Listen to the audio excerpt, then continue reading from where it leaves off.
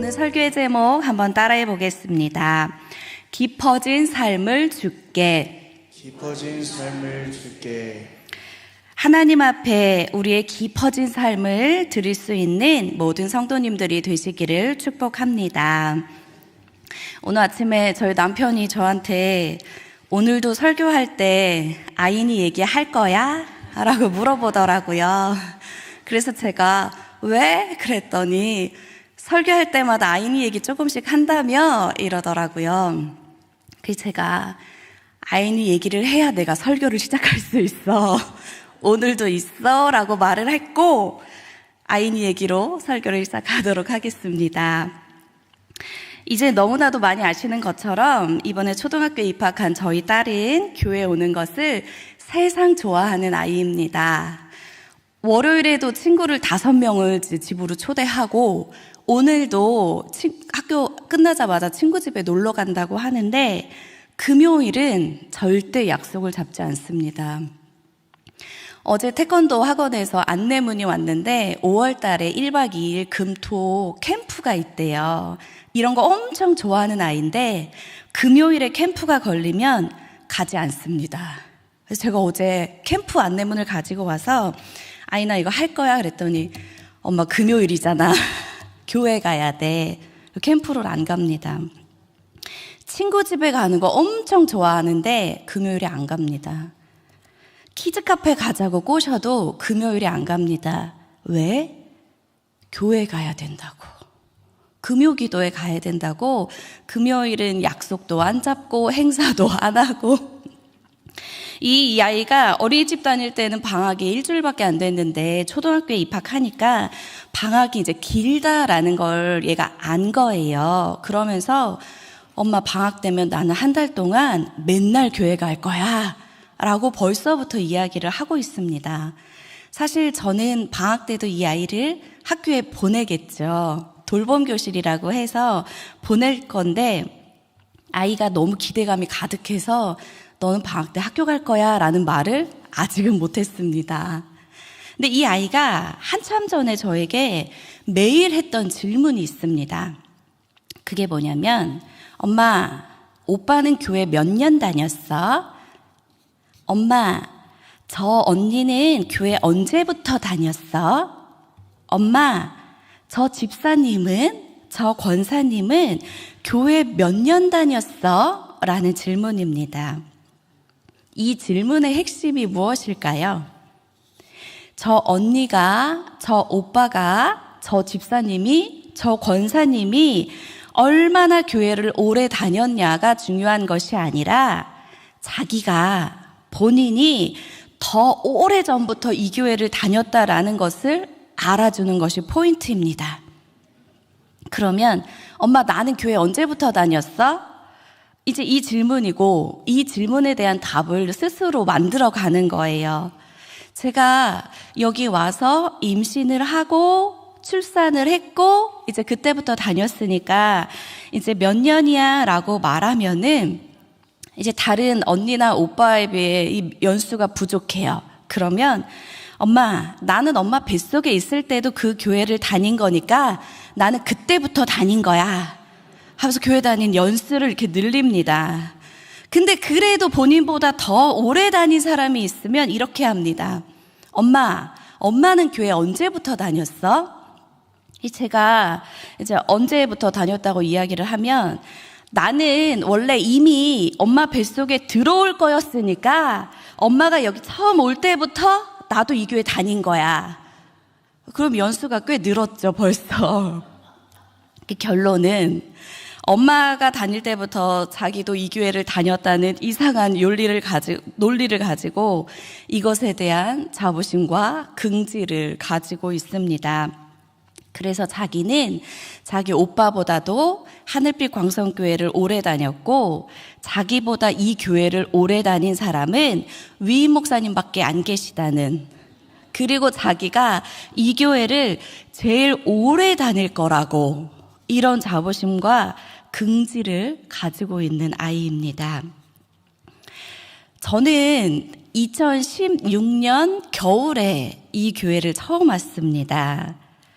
제가 처음 이 교회로 오게 된 이유는 이러합니다. 제가 2010년 7월 말에 무더운 날에 결혼 5년 만에 이제 첫 아이를 출산을 하게 되죠. 지금 중3인 이제 그 아이인데요. 첫 아이를 출산할 때 이제 잠깐 쉬고 있다가 이제 이 아이가 100일이 지나니까 조금 살만하더라고요.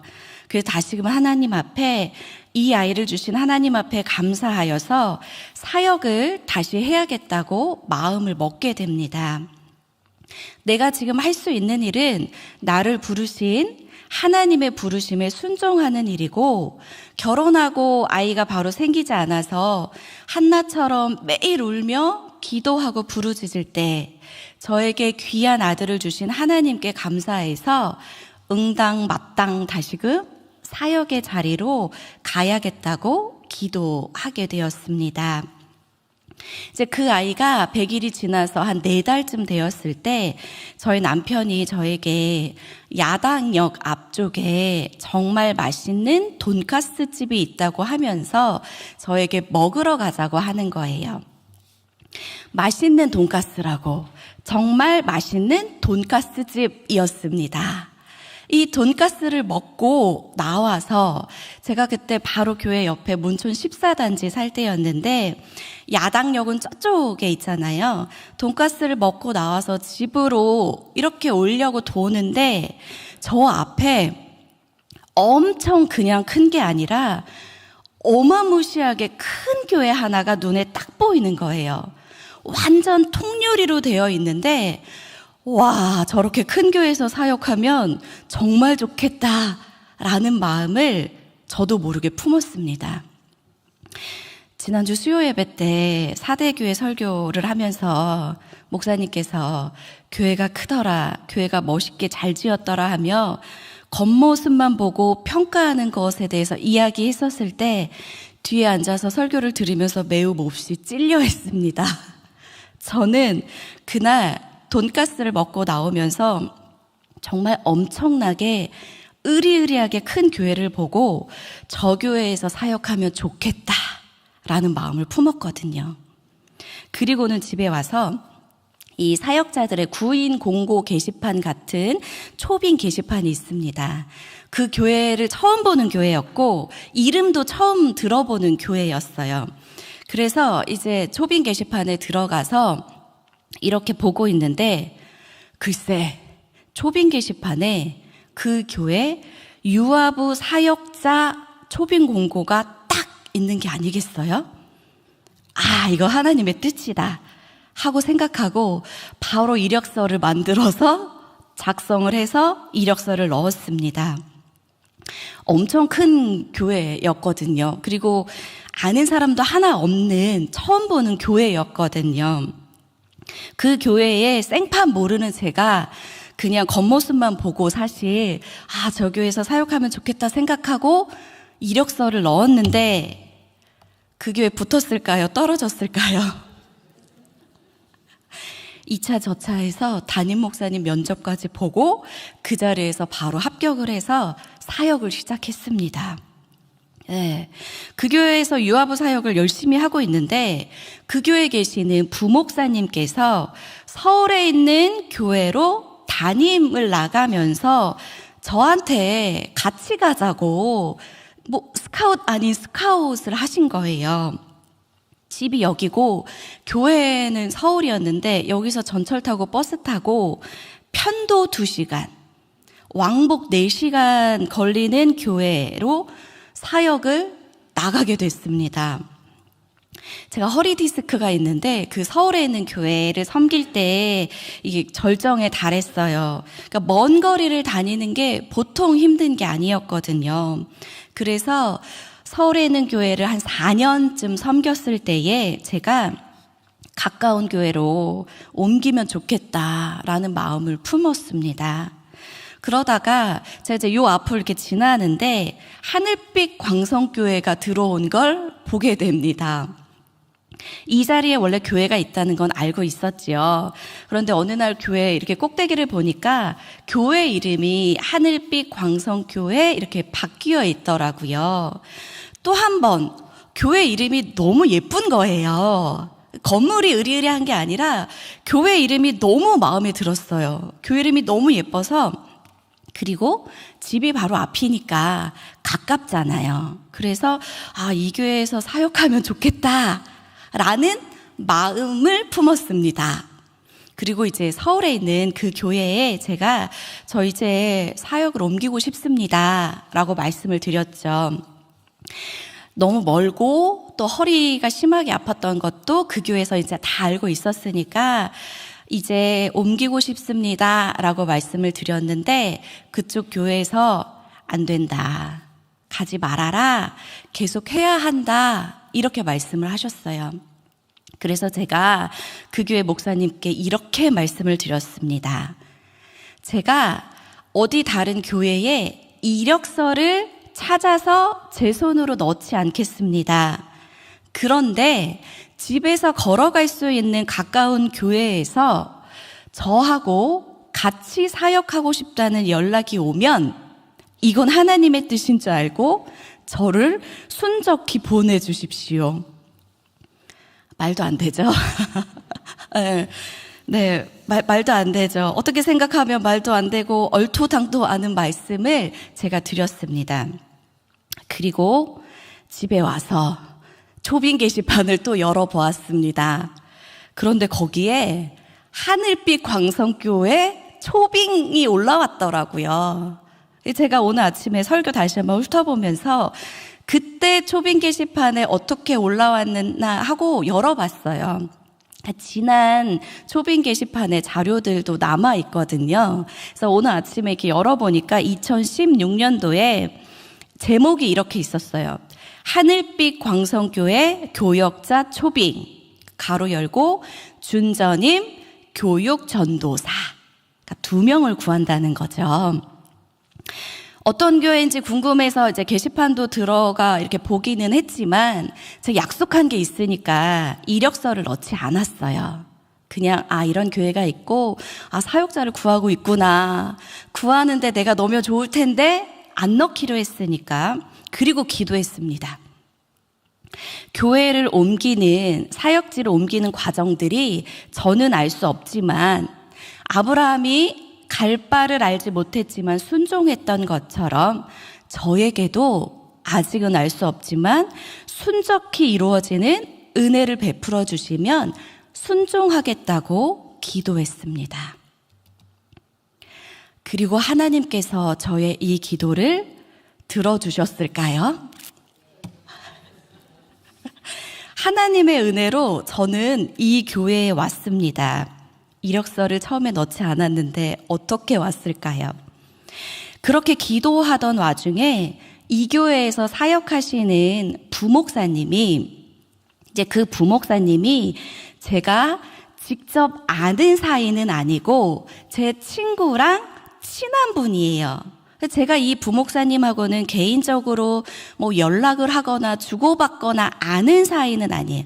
한 번도 연락을 주고받은 적은 없는데 그 목사님이 저한테 전화를 거신 거예요. 같이 사역하자고, 유치부로 와달라는 이야기를 듣게 됩니다.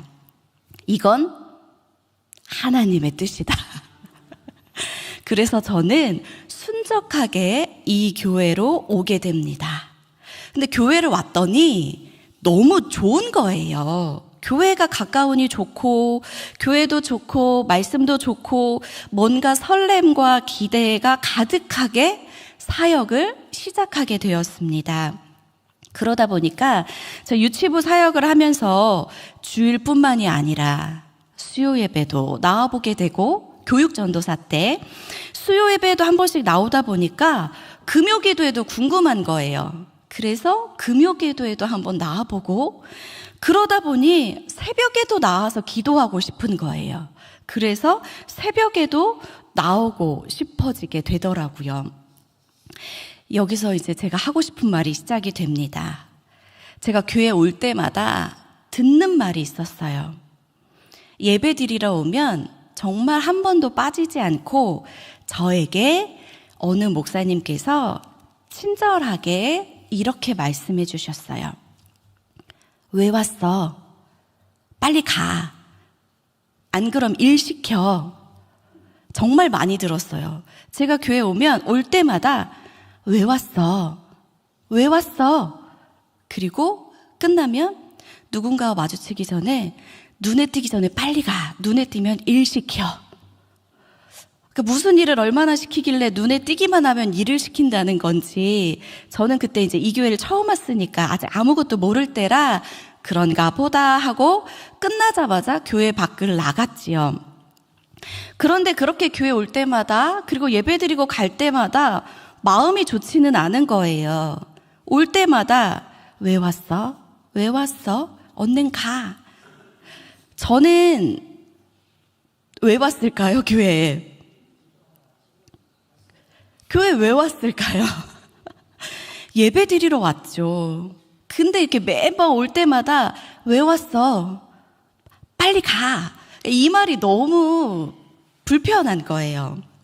그래서 저는 교인들에게, 우리 성도님들에게 수요 예배를 1년 동안 한 번도 안 나왔던 분이 어느 날 갑자기 나오셨어도 어떻게 왜 오셨어요? 라고 말하지 않습니다. 어떤 이유든 교회에 오는 것은 하나님이 기뻐하시는 일이고 예배 드리러 온 거 아니겠어요? 그래서 저는 대신 이렇게 말합니다. 잘 오셨어요. 여기서 보니 더 반가워요. 이렇게 인사를 드립니다. 그런 의미에서 우리 옆에 계신 분들에게 이렇게 인사해 볼까요?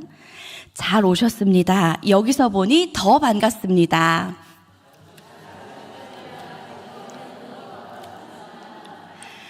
여기서 보니 더 반갑죠? 네, 잘 오셨습니다. 이 교회 다니면서 신앙생활 하면서 여기에서뿐만이 아니라 직장 생활에서도 부부 생활에서도 부모와 자녀 관계에서도 또 그 어떤 관계에서든 우리가 가장 많이 상처받는 부분은 사실 우리의 말이지요. 우리의 말 한마디가 사람을 살리기도 하고 또 반대이기도 합니다. 물론 제가 하는 말로 인해 상처받는 분들도 계시다는 걸 알기에 굉장히 조심하려고 하는데 말이 많으면 허물을 면하기 어렵다라는 잠언의 말씀도 그리고 우리나라 속담에 말이 많으면 쓸 말이 적다라는 말이 있는 것처럼 말을 조심하고 입술을 제어하는 자가 지혜로움을 늘 기억해야 할 것입니다. 우리는 완벽한 사람들이 아니지요.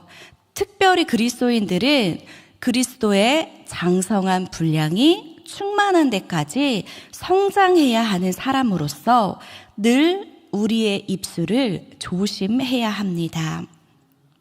우리가 그리스도의 장성한 분량이 충만한 데까지 성장하는지 어떻게 무엇을 보고 알 수 있을까요? 저 사람이 예수님 믿고 바뀌었어. 저 사람이 예수님 믿었더니 변화됐어. 라는 것을 알 수 있는 가장 큰 증거가 무엇일까요? 그거는 가장 눈에 띄는 우리의 말과 표정과 행동에서 알 수 있습니다. 교회 옥상, 주차장에 방수 공사를 하면서 며칠째 그 독한 신나라는 냄새가 엄청 나지요. 그래서 그거를 계속 맡고 있으면 머리도 아프고 로비에 들어오면 그 냄새가 화 하거든요. 근데 아침에 이제 설교 내려오기 전에 이제 카페에 이제 권사님들이, 집사님들이 앉아 계셔서 냄새가 너무 심하죠? 라고 말씀드렸더니 어느 분이 그러시더라고요. 교회가 튼튼해지고 또 안전해지려고 방수 작업을 하는 거잖아요. 어느 분께서 오늘 하나님께서 하늘빛 광성교회에 향수를 뿌려주셨어요. 이렇게 말씀해 주시더라고요. 너무 감사했어요. 사실 냄새가 굉장히 독하고 머리 아프고 신경이 쓰일 법도 한데 그렇게 표현해 주셔서 너무 감사했어요. 우리는 신앙생활을 하면 할수록 믿음의 연수가 더하여 갈수록 우리의 말을 통하여 그리스도의 향기를 전하는 하나님의 자녀가 되기를 축복합니다. 우리는 계속해서 성장해야 하는 사람들이죠. 부활주일 전에 고난주간 특별 기도회를 하면서 계속해서 불렀던 찬양이 있는데, 은혜로 날 보듬으시고 깊어진 삶을 주께라는 찬양이었는데, 그 찬양의 마지막 가사가 이렇습니다.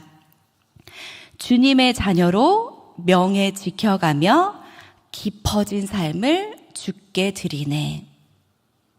우리가 주님의 자녀라고 입술로 고백하면서 그 명예를 지켜가고 있는지, 우리의 깊어진 삶으로 주님께 영광 돌리고 있는지 깊이 생각해 보면서 우리의 신앙의 깊이가 더하여 갈수록, 교회를 다니는 연수가 길어질수록 나의 삶으로 주님께 영광 돌릴 때 깊어진 삶을 주님께 드리는 삶을 살아야겠다는 고백을 하게 되었습니다.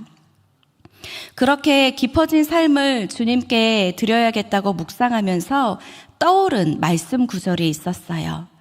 그 말씀 구절이 오늘 우리가 함께 읽은 시편 78편의 마지막 말씀입니다. 시편 78편의 72절은 이렇게 나와 있습니다. 72절, 이에 그가 그들을 자기 마음의 완전함으로 기르고 그의 손에 능숙함으로 그들을 지도하였도다. 아멘.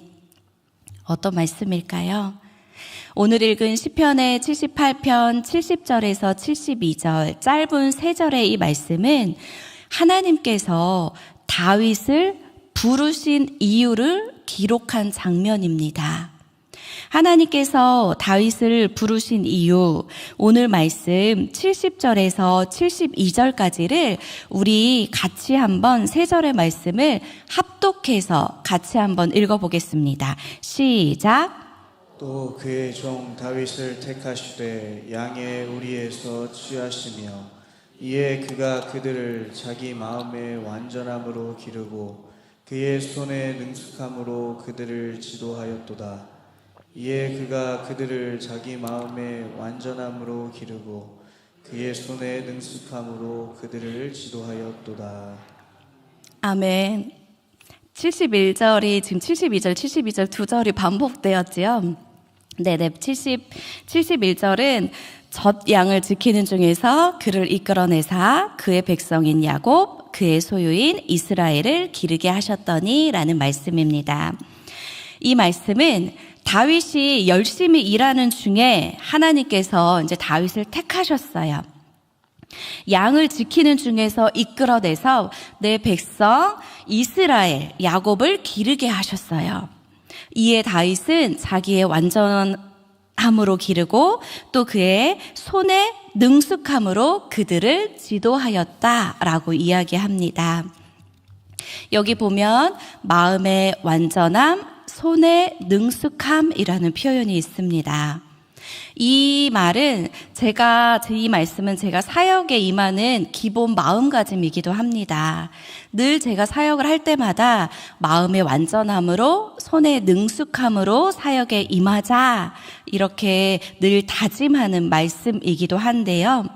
오늘 우리가 우리의 깊은 삶을 주님께 드리기 위해서 다윗을 통해 이 두 가지를 마음에 담아 보려고 합니다.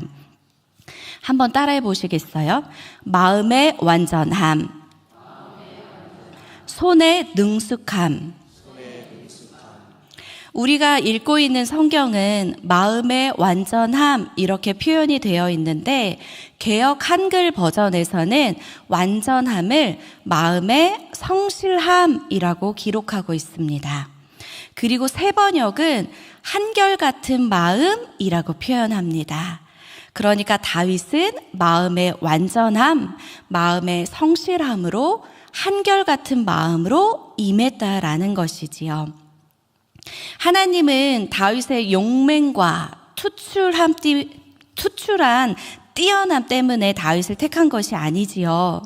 하나님은 그가 양의 무리에서 일할 때에 그를 눈여겨보시고 다윗을 택하셨습니다.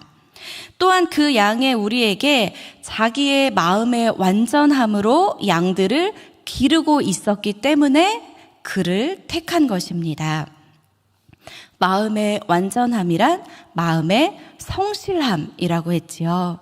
하나님은 주어진 자기 자리에서 성실하게 마음을 다하는 사람을 택하시고 사용하시며 은혜를 더하여 주신다는 사실입니다.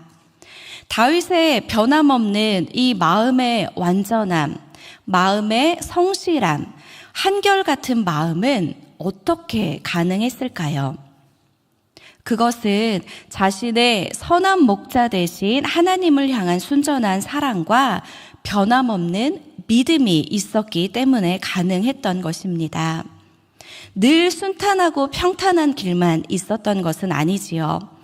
때로는 고통의 강을 건너고 때로는 죽음의 음침한 골짜기를 지날 때도 있었지만 자신의 선한 목자 되신 하나님께서 그 강한 지팡이와 막대기로 악한 원수에게서 지켜주실 것이라는 의심 없는 믿음이 있었던 것입니다.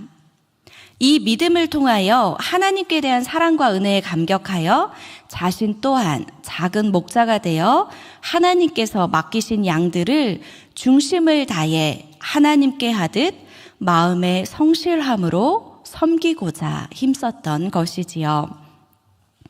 우리에게 주어진 자리에서 성실하게 최선을 다하는 삶을 살아갈 때, 우리의 마음을 지킬 때에 우리는 이전보다 더 깊어진 삶을 주님께 드릴 수 있습니다. 우리의 삶이 오늘 하루가, 이 한 주가, 이 한 달이, 이 한 해가 하나님 앞에 가는 그 순간까지 어디에서 무슨 일을 하든지 우리를 이 자리로 부르신 분은 하나님임을 잊지 말고 그 부르심에 감사하여 성실하게 최선을 다해서 사는 삶의 자리가 되기를 축복합니다. 우리가 그 무엇보다 성공하는 일, 세상 눈에 보기 좋은 것만을 찾아다니는 것이 아니라 우리의 좋은 태도, 성실한 태도, 마음의 성실함으로 하루하루의 삶에 감사의 삶을 살아가시기를 축복합니다. 다윗은 이렇게 마음의 완전함, 마음의 성실함이 있었고 이것과 더불어 손에 능숙함이 있었습니다. 우리가 일을 할 때 우리 삶의 자리에서 마음의 성실함만 있었던 것이 아니라 다윗은 자신의 전문성, 손에 능숙함이 있었습니다. 대표적으로 골리앗을 이길 때 사용한 물맷돌이지요. 다윗이 골리앗을 이길 때 물맷돌을 던졌습니다. 근데 이것이 우연히 던져서 마음만 먹어서 골리앗의 이마에 딱 맞은 게 아니라는 것이지요.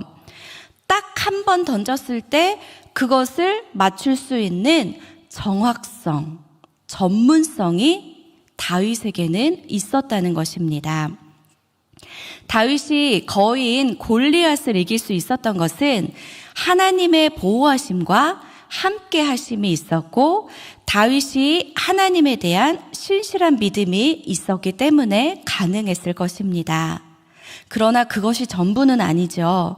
다윗은 수없이 많은 날을 마음의 성실함으로 한결같은 마음으로 어린 양들을 지켰고 손의 완전함으로 무서운 맹수들과 목숨을 걸고 싸우며 실력을 길렀을 것입니다. 그렇기 때문에 다윗은 골리앗을 향해 단 한 번의 돌팔매질로 정확하게 그의 이마를 명중시켜 넘어뜨리는 것입니다. 이것은 결코 우연이 아닙니다. 그리고 이런 다윗의 손의 능숙함은 소년 목동 시절뿐만이 아니라 사울 왕에서 도망 다닐 때나 또 왕이 된 이후에 계속되며 이스라엘 백성들을 지도했습니다. 그러니까 다윗은 일상에서 자기에게 주어진 자리에 최선을 다하는 과정에서 물맷돌이라는 놀라운 도구를 만들어냈고, 그리고 최선을 다했던 그 도구가 결정적인 순간에 골리앗을 이기는 놀라운 도구가 된 것이지요. 여기에 중요한 손의 능숙함이 들어 있습니다. 일상에서 최선을 다하는 중에 나만의 물맷돌을 준비할 수 있어야 하는 것이지요. 나의 손에, 우리의 손에, 삶의 현장에서 최선을 다하는 과정에서 악한 것과 맞서 싸울 물맷돌이 들려 있습니까? 기도하고 또 기도하고 노력하고 또 노력하고 그것이 나에게 나의 물맷돌이 기도가 되었든 말씀이 되었든 어떤 최선의 노력이 되었든 주어진 일상에서 그리스도인으로서의 명예를 실추시키지 않는 그런 믿음의 사람들이 되기를 축복합니다. 다윗은 인생의 주권자가 누구인지 바로 알고 있었습니다. 다윗은 인생의 주권자는 하나님이라는 것을 잊지 않았습니다. 다윗이 골리앗을 이긴 것, 사울의 눈을 피할 수 있었던 것, 심지어 다윗이 왕이 된 것, 그것은 모두 하나님의 은혜였고 인도하심이었고 하나님의 긍휼하심이었다라는 것을 잊지 않았습니다.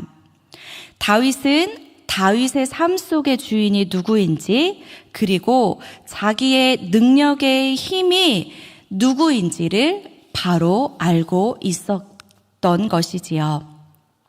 그러했기 때문에 다윗은 평생의 삶을 하나님께 드릴 수 있었고 하나님 마음에 합한 자라 하는 칭함을 받을 수 있었습니다.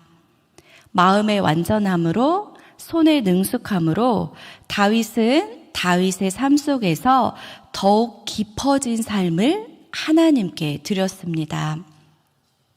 저는 신앙생활을 하면서 이 교회 다니는 연수가 차면 찰수록 사람들 앞에서 또 하나님 앞에서 어떠한 모습으로 살아가야 하는지에 대한 고민을 끊임없이 합니다. 그러면서 늘 기도하는 것이 뿌리 깊은 신앙, 흔들리지 않는 신앙의 모습을 가지자라는 다짐을 늘 합니다. 어떤 상황에서도 흔들리지 않는 믿음을 갖고 있어야, 어떤 상황에서도 믿음의 뿌리를 깊게 내려야 삶의 모든 것을 주님께 내려놓을 수 있는, 주님께 맡길 수 있는 신뢰가 쌓일 수 있음을 알기 때문이지요. 함께 예배드리는 우리 모든 성도님들의 삶도 하나님 앞에 이러한 삶이 되기를 바라는 마음으로 오늘 설교를 기도하며 준비하였습니다. 오늘의 설교를 정리하며 이제 마무리하겠습니다. 우리 모든 함께 예배하는 이곳에 있는 성도님들의 신앙의 삶이 누가 뭐라 해도 하나님만을 신뢰하며 하나님만을 의지하는 신앙과 믿음이 되시기를 소망합니다. 하나님의 자녀로 명예 지켜가며 깊어진 삶을 주께 드리기를 축복합니다. 다윗이 그러했던 것처럼 일상 속에서 최선을 다하며 마음의 완전함으로, 손의 능숙함으로 우리의 주권자 되신 하나님을 인정하고 의지하며 나아가시기 바랍니다. 그렇게 살아갈 때에 우리 입술의 언어들이, 우리의 행동 하나하나가, 우리의 표정들이 모든 것이 그리스도의 향기를 드러내는 삶을 살아낼 것입니다. 성도님들의 삶을 마음의 완전함으로, 성실함으로 살아내시기 바랍니다. 성도님들의 삶에 최선을 다하여 살아가시기 바랍니다. 이 모든 것의 진정한 힘과 능력은 우리 여호와 하나님을 잊지 마시기 바랍니다. 이러한 것들이 겹겹이 쌓아갈 때 우리의 삶이 조금씩 더 깊어져 갈 것입니다. 우리의 언어 습관도 깊어져 갈 것이고, 우리의 생각과 행동도 깊어져 갈 것이고, 우리의 신앙도 깊어져 갈 것입니다. 그렇게 깊어져 가는 삶으로 이 땅을 살아가는 우리 모두가 하늘에 소망을 두고 깊은 삶을 주님께 드릴 수 있는, 하나님께는 영광 돌리는 삶으로 우리가 만나는 모든 이들에게는 그리스도의 향기를 전하는 우리 모두의 삶이 되기를 축복합니다.